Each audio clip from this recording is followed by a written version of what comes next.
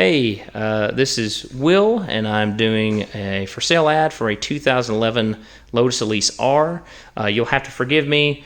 We are having a tropical storm right now coming up through Tennessee from the south, so I can't get any good sun shots of the car. So we're doing the walkthrough in the garage, and then I'll have some kind of professional photos outside when it clears up in a couple days. So like I said, this is a 2011 Lotus Elise R, one of 77 Lotus Elise Rs made in 2011.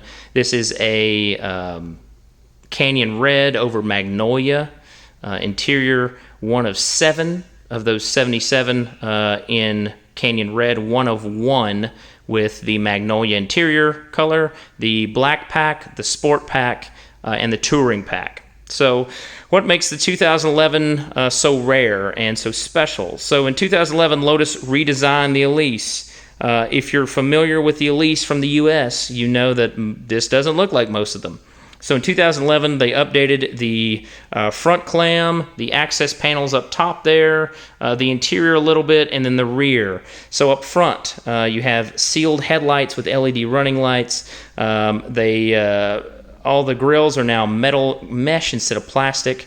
The side intakes are also metal mesh instead of plastic.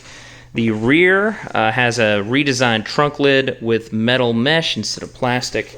And the rear diffuser is also a little more aggressive and redesigned. Again, sorry for the limited view back there due to the weather. So, what makes this one of 1? A couple things. It's the interior color, which is pretty rare. 2, the Touring Pack, which includes some extra sound deadening in the interior. Also includes on the top, I have it rolled away so you can see the interior better. The top is, as you can see, has 2 layers for extra insulation. The Sport Pack, which has a little firmer suspension, and then the Black Pack, which added to the Sport Pack, gives you what really makes this such a rare car. So the Black Pack, in addition with the Sport Pack, gives you forged wheels, and a black diffuser in the back. The diffuser in the back is still black. I had these professionally powder-coated silver.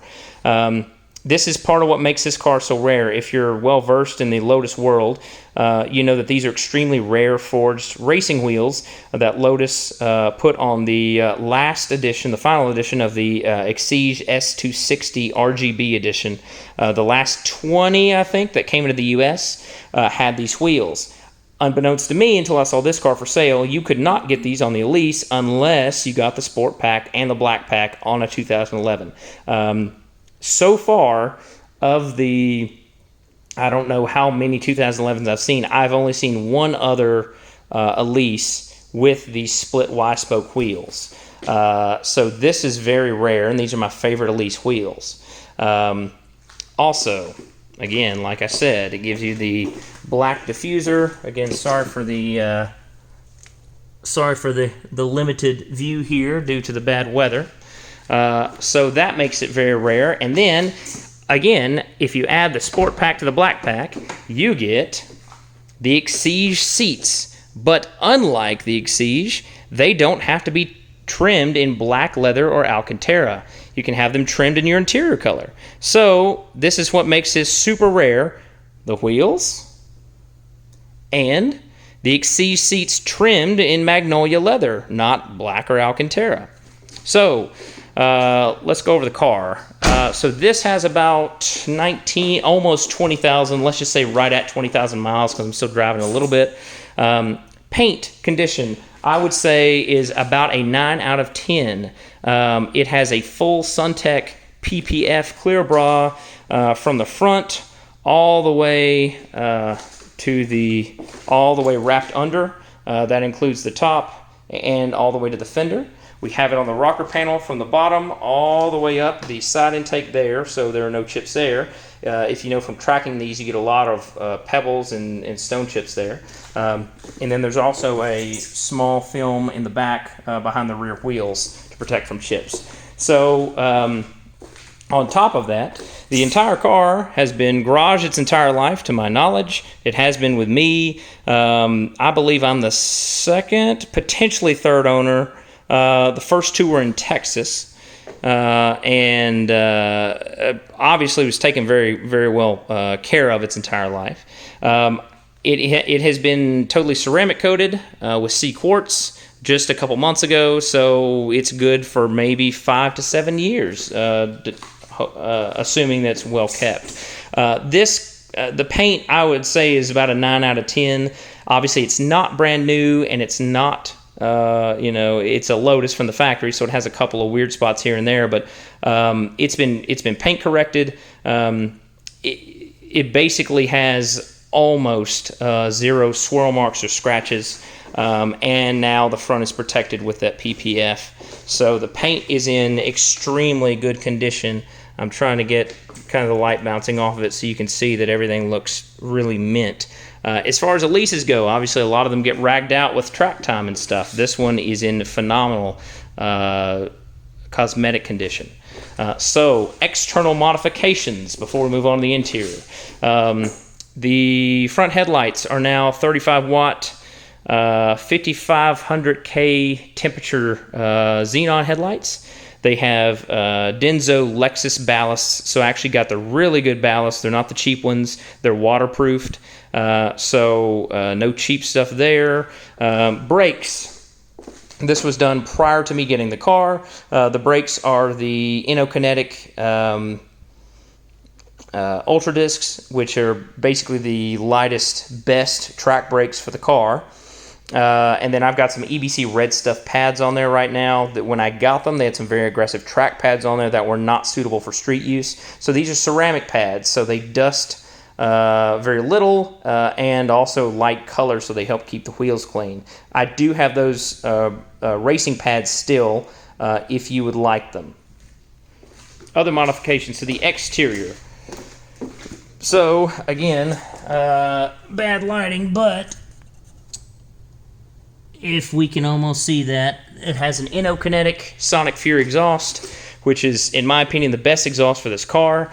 No drone at cruising speed, and really screams when you get on it. Backfires quite a bit. Another thing they did in 2011, another update, was you open the engine lid from inside the cabin instead of a keyhole. The other thing I've done is a K&N Apollo air intake. Sounds phenomenal. That's probably got 2,000 miles on it. There's a little oil cap there, and then a racing battery with the cutoff switch. Interior-wise, again, extremely good shape, especially for an Elise. Has the leather center tunnel. Things I have done. Alloy turn signal stalks. I've replaced the common plastic pieces on the kick panels over here. They get really scratched up and fall off. I've replaced those. The sills here were extremely scratched up, especially after 08. They installed a soft touch coating on all of the plastic pieces in the interior, so they get scratched up very easily. These are now carbon entry sills, and they also have PPF on top of them, so you can't scratch them up anymore. The seats had a couple of areas where the previous owner had scuffed them. The leather was fine. The coloring was not. You can see my repair. The leather dye that I got wasn't a perfect match. I was going to order some lightning agent to lighten that dye and redo it. It's a water-based dye, so it scrubs right off, so you can redo it easily. Other things done, I replaced the shift knob with a brand new one since the old one was scratched. I also replaced those carpet buttons, as you can see, with stainless steel items.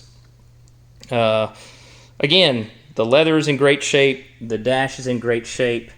Everything works. And, surprisingly, the 2011s made quite a stride on the air conditioning, and it actually works pretty well.